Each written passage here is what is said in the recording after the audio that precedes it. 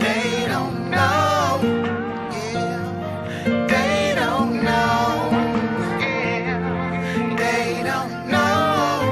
Oh, they don't know about rainy days. They don't know about throwaways. They don't know about just the fact that a nigga black, he can go. What's up, YouTube world? Don't forget to subscribe to my page, like it, and share it. For real, man.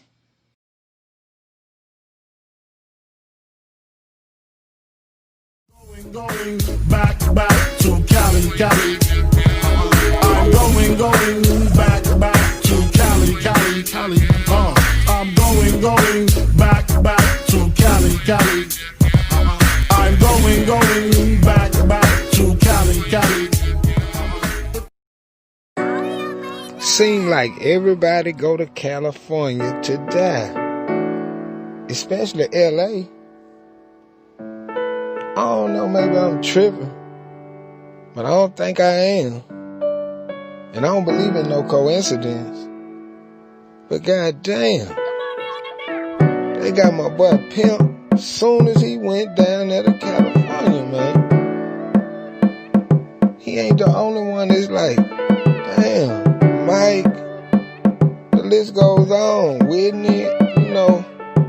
So many of them, her daughter boyfriend, man, so many. Milk, that shit suspicious too, man. Like, I don't know, bro. I don't know.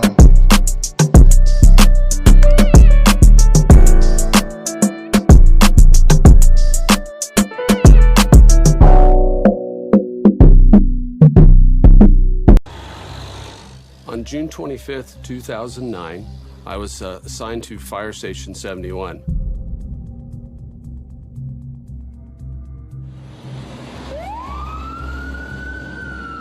The alarm sound comes on over the system and says 50-year-old male, cardiac arrest, 100 North Carrollwood. As we approached the scene, there were multiple security people, and they were all signaling for us to go upstairs. Walking into the room, one of the first observations that I made was that there was a doctor standing there. The gentleman identified himself as such, and that there were IV poles and oxygen tanks. This being the middle of the afternoon, very unusual, made me think perhaps this patient has a chronic illness. He wanted to know what medicines the doctor had given him. I mean, there's an IV pole there. And Conrad Murray said nothing. He said he didn't give Michael Jackson anything. Can you feel this? See how heavy that is? It's in alphabetical order. Huh? Turn first page. See the A's, then the B's, then the C's? How many pages is that? 22 pages. This is a 22-page document of all the acts he owned in alphabetical order. And what do the headlines say? Michael owned 50% of Sony. Huh? That old Beatles stuff, that's chump change. What's that headline say? List of Sony/ATV music publishing artists. Read the first sentence. Sony/AT Music Publishing is a music publishing company co-owned by the estate of Michael Jackson and Sony. Michael owns 50% of all country western music. He owns 63% of Dolly Parton. Huh? He owns 50% of Charlie Pride. He owns 50% of Bob Dylan. Huh? He owns 50% Moon River, 50% of that song's his. Huh? You see, look, just read him some of the names in it. He owns Babyface.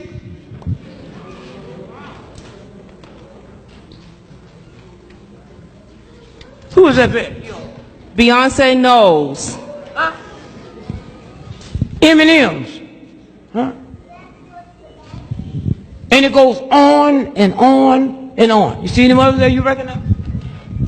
Boys to Men, Bon Jovi, Brenda Lee, Brian Harvey, Brian West, Brick and Lace, Bright Eyes, Brooks and Dunn. And it goes on and on and on. That's just the bees. And if all this was sold today, the estate would probably get between 40 and 50 billion dollars. Huh?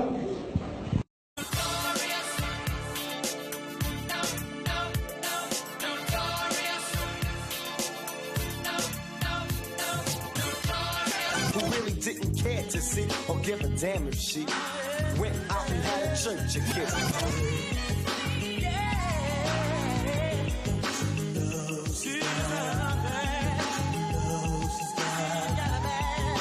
Sometimes your words just hypnotize me, and I just love your flashy ways. Put on this west side, 'cause you and I know it's the best side. Yeah. Now you know. You know very well who you are. Don't let me hold you down. Reach for the stars.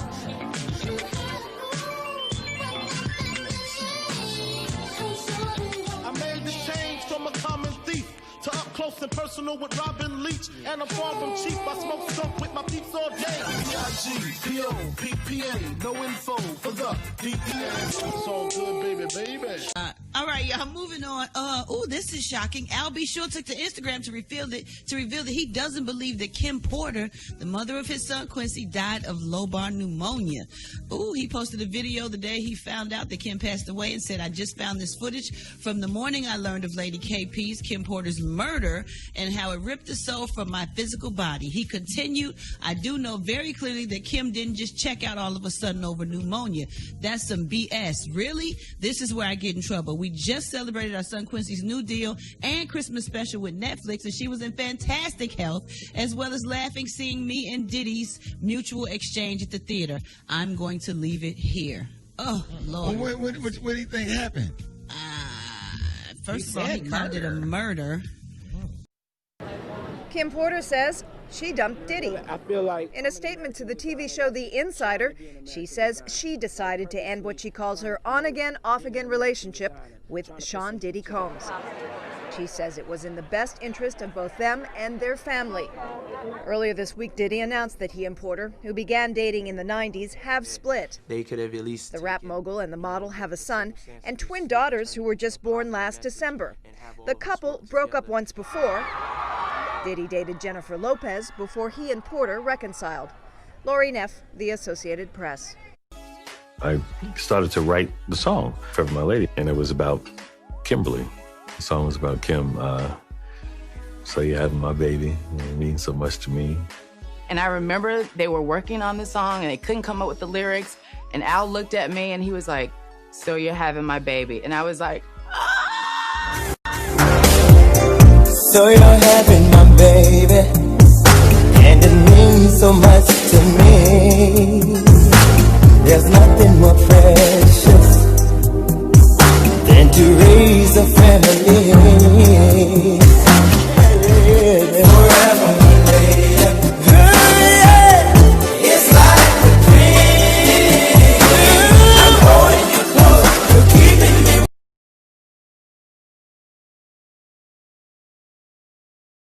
At this hour, members of the hip-hop community are mourning the shocking death of well-known Port Arthur rapper Pimp C. Pimp C, who was born Chad Butler, was one half of the rap group UGK and was found dead this morning in a hotel room in Los Angeles. KPRC Local 2 reporter Mary Benton joins us now live in Southwest Houston with reaction. Mary?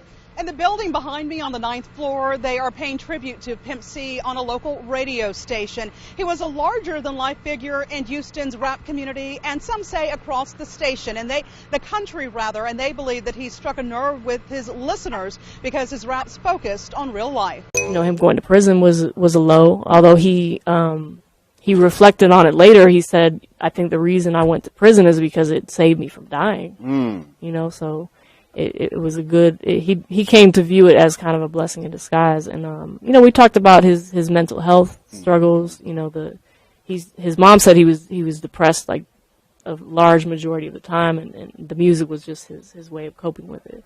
So, you know, he had a lot of things that he struggled with, but he was able to overcome and make something positive out of it. So I think that's a story anybody can relate to.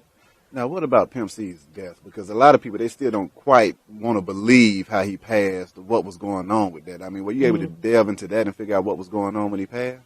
Yeah, there's his mom believes he was murdered, and she basically breaks down the reasons why she believes that. I couldn't really. There's some circumstantial evidence that might make you think that, but as far as like physical evidence, I had some other people review the autopsy report and things like that, and they didn't really come to a solid conclusion as far as, you know, any foul play or things like that. But a lot of people have heard that he died of a codeine overdose, which is not true at all. That was actually, you know, the day he passed or the day that the results of the tests and whatnot were not announced, the coroner said, you know, he did not overdose. And then you had all these newspapers that said that he did overdose. So that was just irresponsible media that came up with that story. But the official story was that he had sleep apnea, which is a condition which can make it hard for you to, basically you stop breathing in your sleep. And the story was that he took some codeine which prevented his body from waking up the way that it normally would. So it feasibly could have happened that way. But there are some alternate theories which I kind of explore in the book.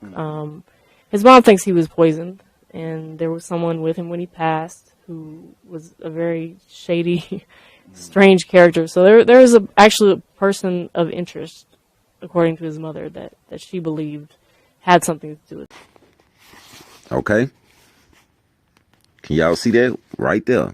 Dear Miss Day, this is Pimp's handwriting. This is a letter from Pimp. She just scanned the copy so it could be in the book. Like I told y'all, this book is official.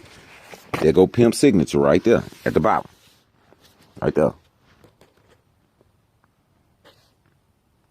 So, anyway, let me read y'all the letter. Since y'all think what I be saying, I just be talking or whatever. No, I'm telling y'all the shit that I know that y'all don't know.